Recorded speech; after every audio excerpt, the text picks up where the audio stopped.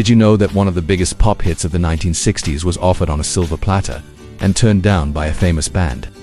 Sugar. Oh, honey, honey. And the band that refused it was the Monkees.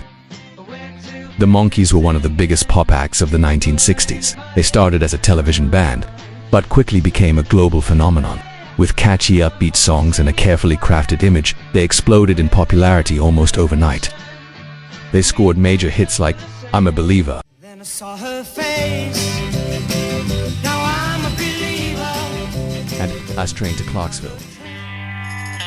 Take the last train to Clarksville and I'll meet you at the station. In just a short time, they became one of the most successful pop groups of their era, selling millions of records and topping charts around the world. But behind the success, something was changing. Sleepy Jean, what can it mean to The band could feel that something was missing, as if the music they were performing didn't truly belong to them, but was being created for them. The hits were there, the fans were there, but the control was somewhere else. Success was no longer enough. They were searching for control, for respect, and for an identity that was truly their own. And from that moment on, everything began to change. But just as their biggest hits were still echoing, a new opportunity appeared. A song that would go on to become one of the biggest pop hits of the decade. It was called Sugar Sugar, and it was offered to them, but they said no. sugar?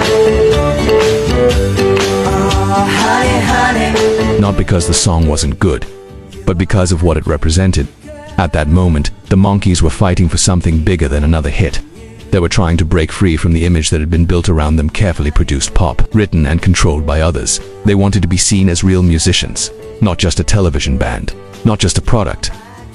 A song like Sugar Sugar felt like a step backwards, too simple, too commercial, too far from the direction they were trying to build. It wasn't just about image, it was about pride, about not going back to being a manufactured pop act, instead of respected musicians, so they refused it. But little did they know, and the irony is unforgettable. The song was recorded by Archies, a fictional band with no real members, and it became one of the biggest hits of the decade, selling over 10 million copies worldwide, reaching #1 on the Billboard Hot 100, and defining the sound of an entire era of pop music. A song they once turned down ended up becoming history. And for the Monkees, the reaction was never simple. There was no public regret, but there was a quiet irony in it. They had walked away from songs like Sugar to be taken seriously as artists, and while the world was dancing to the very sound, they refused. They were building something they hoped would mean more. They say you don't look a gift horse in the mouth, but in their case, pride shaped a choice that changed everything. So here's the question: would you refuse success if it meant staying true to who you are? Let us know in the comments. And as always, thank you for watching.